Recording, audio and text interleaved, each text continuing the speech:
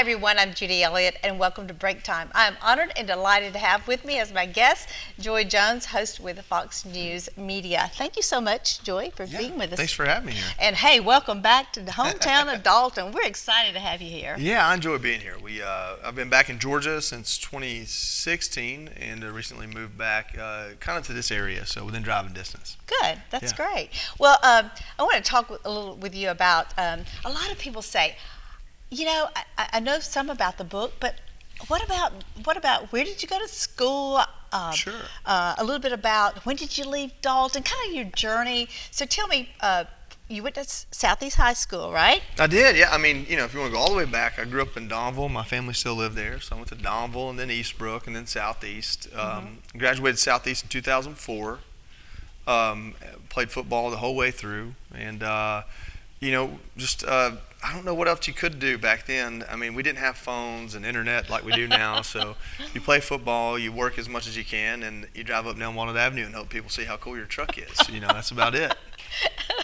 Well, haven't we advanced since you came back, right? Yeah, that's it. Also, I was reading you went to Dalton State. So? Started at Dalton State, and the Marine Corps came a calling, and the grades came a falling. So I didn't do as good a job there. Thankfully, I recovered after getting injured and retiring from the Marine Corps. I went to a school in D.C. called Georgetown and graduated from there. Super. So you call home. Where do you call home now? Yeah, I live in Gordon County, over by the river. All righty. And so I enjoy that. Right. And you have children? I do. I have a 14-year-old. His name is Joseph. And I have a 4-year-old, Margot. And then I married a young lady I went to high school with, Meg. Aww. Yeah. So her name was Meg Garrison. It's Meg Garrison Jones now. How special is that? Well, it keeps you grounded, that's for sure. Because she knows. She knew me before I was considered cool, you know. So that is great. Well, I want to talk about this book here too. I know Connie talked a little bit earlier for the news, but I want to talk about the book. And sure. I know this is great and was very emotional for you, but at the same time, it really gave a lot of inspiration to people who may be struggling in their own tragic life or have encountered something like that as well. Yeah, you know, we all experience tragedy, adversity. It's one of the more constant things about our lives. The best way I put it in perspective, if I'm speaking to a group, and a little bit of that's in the book, is essentially, you know, I lost my legs at 24 years old in Afghanistan, and that was unfortunate, of course. But, you know, I don't know what it's like to go through bankruptcy or have cancer or lose a child. And so there's so many things in life that are incredibly hard and difficult to overcome.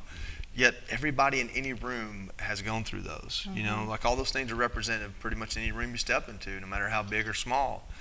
And so what I hope you learn from the book is these are 10 people that were instrumental in helping me get through the things I went through, from losing my legs in Afghanistan or my dad dying of my arms, things like that. But at the same time, you learn all that they went through, and you realize that being broken or feeling like you need help in some way doesn't mean you're not incredibly important to somebody else. And so all these people were important to me as they were dealing with their own struggles. And in doing so, we interviewed all 10 of them. And I got to learn kind of their perspective of our friendship and what I meant to them, which really wasn't a goal in writing the book.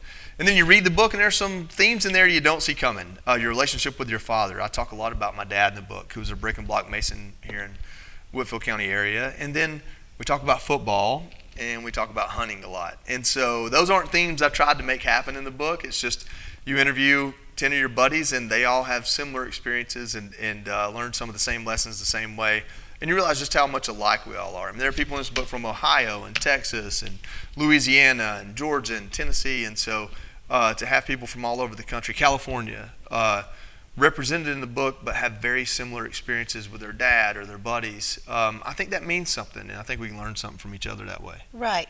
Now, what do you feel like would be an advice that you would give someone who is struggling with a traumatic instance in their life? Know that you're not alone. I mean, you're absolutely not alone. You can pick this book up and read about 10 people that are going through it, but on top of that, know that there are people in your life that can help you and want to help you, and the hardest thing to do sometimes is just to ask for it. But you don't always have to ask for it. You just have to show you're willing to receive it. And then the greatest thing about that is if you get through it, you can be that person for somebody else. And if you're not willing to ask for help for yourself, then maybe look at it from the perspective of the stronger you are, the more you can be there for other people. Right. And how do you feel about relationships and having the relationships, particularly in a situation like that? And I know this seems to be a lot about the bonding of friendship as well. I have a group text. So the job I did in the Marine Corps as a bomb tech, the way the Marine Corps handles that, we could be attached to a special forces unit, or we could be attached to an infantry unit, or we could be attached to an air wing. And so we could be all the way into the combat or all the way away from it to an extent. The job is always dangerous. If we're not taking apart IEDs that the enemy put in the ground, we are rendering safe a rocket that a helicopter tried to fire and it didn't make it all the way out of the tube. So the inherent danger is always there no matter what we're doing. And because of that, it's a traumatic job no matter when you serve. When you get out, you go from being a very important person in a world of important people, and important meaning what you want it to mean, to how can you get people like in your hometown to recognize that or to even value it? And they won't. So there's two things there. One, you have to humble yourself a little bit and understand that. And two, you have to stay in contact with people who do understand it. So I have a group text, and in that group text are 3 or 4 members or 3 or 4 chapters of this book along with 10 other people. And even if it's just to cheerlead somebody because they got their truck detailed, or they detailed their truck themselves, or because their son did 8th grade graduation, or because they didn't drink at all this week, no matter what it is, to be there to cheerlead for each other, to encourage each other, and to keep each other humble, and they give me plenty of that. That's what's important, are the little things that add up to big things. Mm-hmm. And how important is it to stay positive in life? I would say it's more important to have perspective. Staying positive is more of a, you can buy some snake oil and positivity on the corner of the carnival, right? But the truth of it is, the realistic view is perspective. Perspective is simple. It's not ignoring the truth of the matter, but choosing to view it a certain way. And I'll give the best example I can give you. You want to be somewhere at 5 o'clock. And so you leave so you can be there at 4:59. There's an accident in traffic, you're just not going to make it. You're going to be late. You're going to be 15 minutes late, 30 minutes late. And it's important to you to be there on time. Well, nothing you did caused you to be late. Just life happens that way. So you have a choice. You can sit there and ponder on it to where when you do get to where you're going, you're completely ineffective at whatever it was you meant to accomplish. Or you can turn on your favorite song and put it to your favorite degree and accept that for the next 15 to 30 minutes, the worst thing about your life is you have to be entertained and comfortable longer than you meant to be. That's perspective. You're not changing the facts of the situation. You're changing how you respond to them. Mm-hmm. Sometimes that's positive. Sometimes it's simple endurance. Sometimes it's motivation. Sometimes it is dedication. It's applying to a situation what you need to get it the best outcome you can possibly get, which isn't always a good outcome, but it's better than the alternative. Right. It's kind of like you kind of have to pump yourself up yourself. Yeah, it's how you look at it. How you respond to it. To an extent, yeah. I would say it's more. It's a little bit deeper than that. It's less about saying I'm going to make this a good day, and more about saying I'm not going to let this day be bad. See the difference? Mm-hmm, mm-hmm. And that's where we are. And the reason why I say that is when you read this book, it's not like you're going to read about 10 people who went through tragedy and now they have the best life ever. These are people that still every single day are working towards a better life or keeping their life in a better place than it was. You can't, anyone who sells you a bill of goods that says, do these 5 things and life will be better, well, the rest of that story is do these 5 things every day and life will be better. Do these 5 things in a way that allows you to accept, if you have terminal illness, there is a terminal in that diagnosis. But it's what you do with your life between now and then that you can focus on rather than then. Mm-hmm. And so it's not always about the outcome, it's about the experience. And that's what I try to share with people in this book. Well, we're so excited to have this book and the signing here. And I know that we talked a little bit earlier about you can find this book, Unbroken Bonds of Battle, in different places. Yeah, so if you're here in Dalton, you can come out and buy it at Books A Million.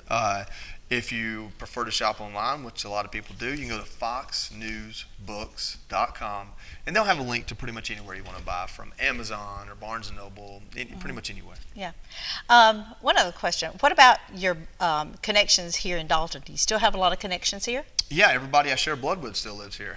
So My mom lives here. My two uncles live here. My dad and grandparents have passed on. My son lives with his mom and stepdad half the time right there in Whitfield County, and so another half the time with us. So all my in-laws are in Dalton, and we're just really proud to be back closer to home.